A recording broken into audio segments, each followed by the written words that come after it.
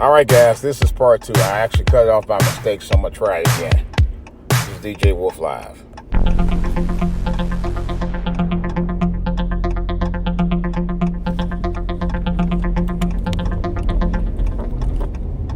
All right, guys. Let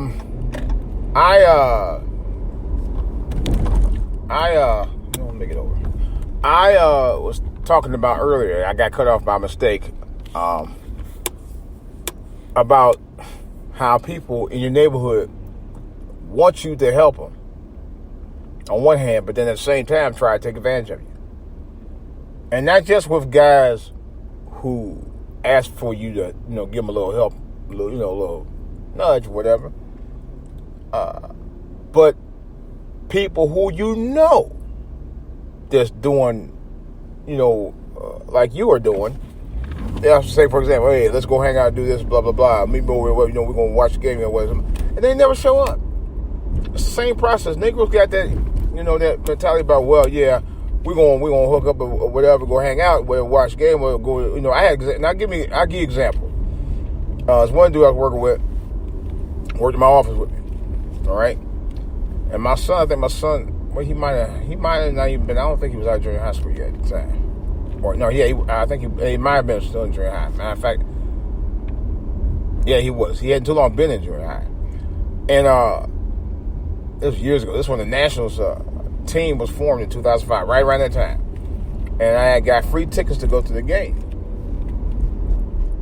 They weren't the greatest of the season. They were decent, though. I don't even think we stayed all 9 innings. But nevertheless, I had got 3 tickets. My son, myself, and a co-worker of mine. Co-worker said, I'm gonna go. And I think like a couple of days before the game, he said, I was go ahead and get my ticket. Now I know what he did. Sorry ass nigga. That's why I'm full with Negroes.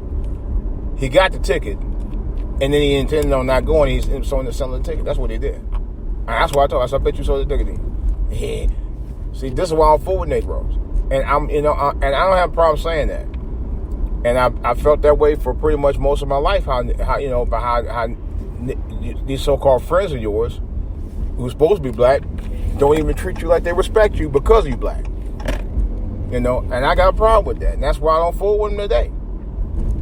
I had a few friends that were true blue. Unfortunately, they're no longer with us, and ever since then, I haven't really fooled with too many people after that. Because I haven't found anybody like my friends.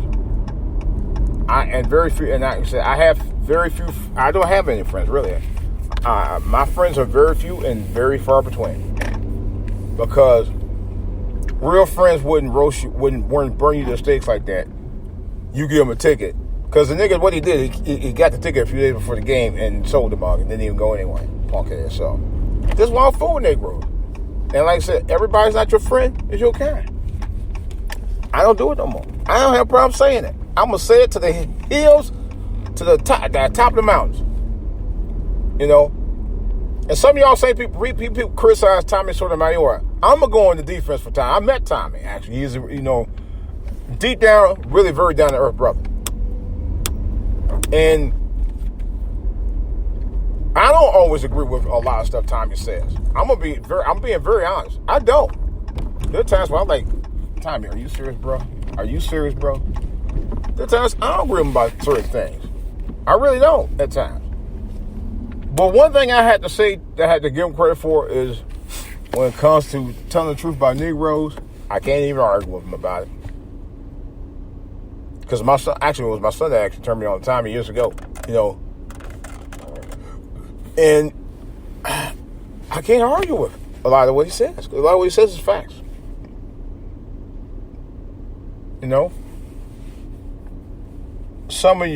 I've always said, and I'm not saying that we don't have white people that ain't biased or racist or vile or dirty, because you got a lot of them that are. Not all of them are, but you got many of them that are. But some of your own worst enemies come within it. They come within your own backyard. That's what hurts Because the last people I expect to do that, especially all the time, especially from many of our own, is from our own people. You know? Hence the reason I don't fool with a lot of them. I'm telling you, I can't do it. I'm allergic. I'm allergic to niggas. Not black people. I know. Listen to what I'm saying. Black people I don't have a problem with. It's the niggas I have a problem with. And I'm being serious about that. Some people are like, hey, you gonna call your own people? Yeah, I am. Because some of them are just what they are. Niggas. You know? I hate to say it. It's a vulgar word. I'll be the first to say that. But the reality of it is, if the shoe fits, you got to wear it. You know? The stuff that I went over through the years, and you know, people are like, I always ain't like that. You know what? I kind of beg to differ anymore. You know? I kind of really beg to differ. Some of your own people who you think, and I went through this all year, some of your own people who you think wouldn't do you in are the main ones that will do you in. And it's a shame. It's a dirty, damn shame that you would have to deal with that. And I know some of y'all will go, well, white people do it. I don't want to hear it. I don't want to hear it. I don't live around white people. I live around black people. My people. You know? And I ain't saying there aren't dirty white people, because there are some dirty white people out here. They're real sneak side, though. You know, they're more like on the stealth mode side. Our people is blatant, and not only blatant, they just don't care. That's what's really messed up. It's really sad, and it does depress me to know that. I'm not gonna lie about that. It depresses me to no end, literally to no end, because my people are the last people I would expect to, you know, throw me under the bus, but they do. Continuously. You know? And I'm not gonna lie, it hurts. The thing I got thrown under the bus for the summer was the worst thing that I've ever experienced in my life. Among the worst things that I've ever experienced in my life. You know? It boggles my mind. It boggles my mind completely. It really does. And to say I was hurt, I felt hurt was an understatement. I just felt so, I'm not gonna lie, I felt very violated. I felt violated beyond violated. I felt violated. I really did. I felt, it just was ugly. It was just an ugly feeling. You know? It's like, I'll describe that. It's like your best friend or somebody you grew up around, and y'all was really bonded, or really had bonded over the years, a tight bond. You thought would never ever be broken, even when it comes to personal tragedies. And in the middle of the tragedy, somebody just gave a big F you to you, right in the middle of it.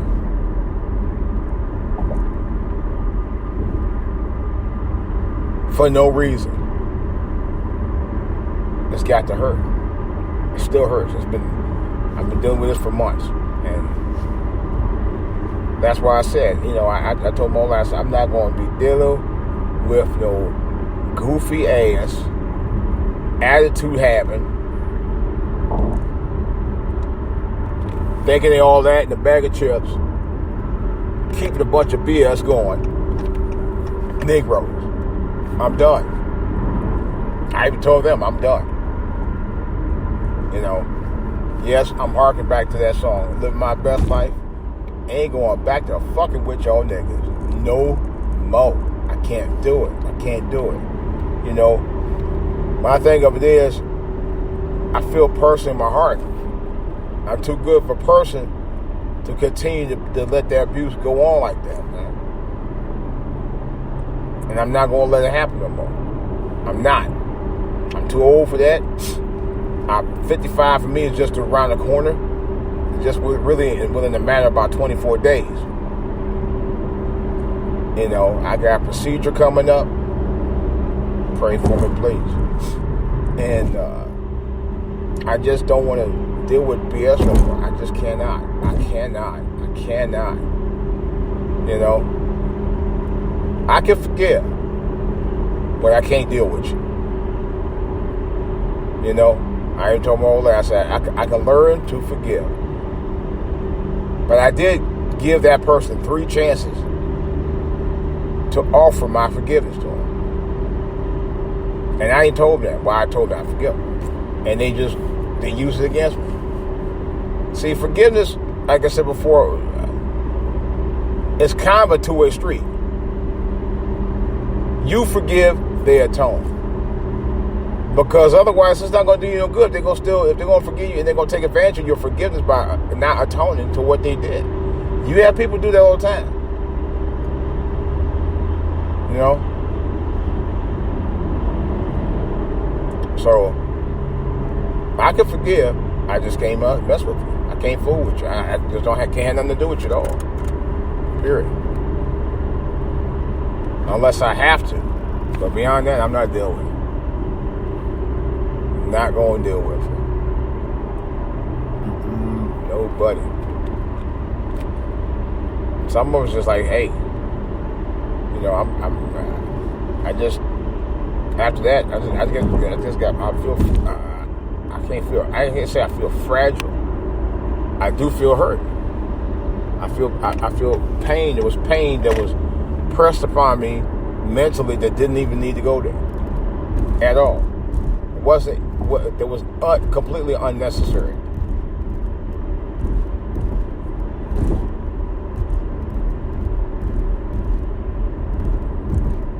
It really was.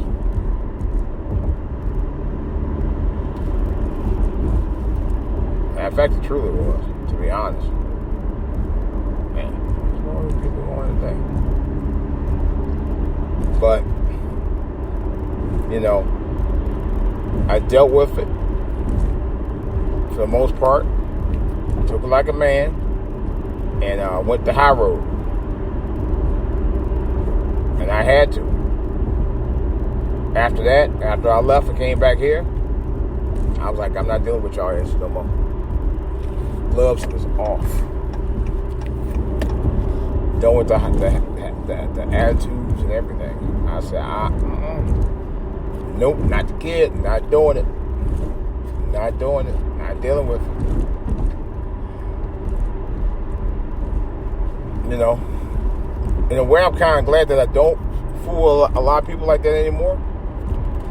I never really fool a whole lot of people, but that's another story. I'm just kind of glad I just don't be dealing with a lot of mess with a lot of people. Because you got some people, when they try to get you to help them out, because I've been in situations, I mean really, really close call situations where it got really to a point where I didn't need to be nowhere near them or the situation they were in. It happened twice in my life. And I'm glad I got out of both of them.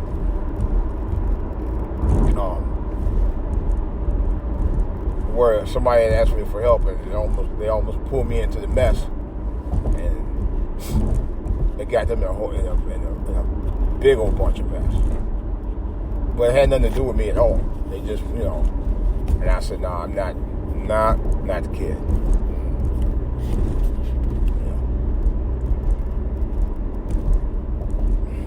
Can't fool with you. Nope. It's not that I think, and I know some people are like, you think you better than them. I've actually had people say that to me. You think you better than them? No, I don't. Honest to gospel, I don't. I'm not that kind of person. You know. But the same person who said that was the same person about, well, why you know that money? Why are you going to say one thing 1 minute and tell me I think I'm too good, but then when I did that, you tell me I'm wrong for doing that too? Which one is it? You can't have two masters on that one. Either I think I'm too good based on your opinion, or if I loan the money, which I did, I was wrong for doing that too. You know. But let's be honest. I thought it was too good. I would never. When they asked me for a 420, I would never give to them at all, knowing that I had it, and I did. But to make a long story short, you have to really either be careful of the friends you choose, be mindful of the friends you choose, or don't deal with Negroes who you know are into the bullshit. If they into the bullshit, just cut them off altogether. That's it. And live your best life. You know? Because you know, if they want to act a fool, then you don't need that drama. That's just me. I'm like that. And I had no problem with that. I had a family relative, or in-law rather, tried to fool me a couple years ago for no reason. I had to put him in check. You know. Because he thought he was in town or something. Yeah. And that was where the person laying out. Like, you know, he really was stepping over boundaries of he tried to step over boundaries of my relationship with my old lady. And I said, all right, in terms of trying to get something out of her, something monetary that he should be doing himself as a man. And I said, nah, bro. Buck stop here, bro. You know? Yeah, I had to. I said, I'm not having it.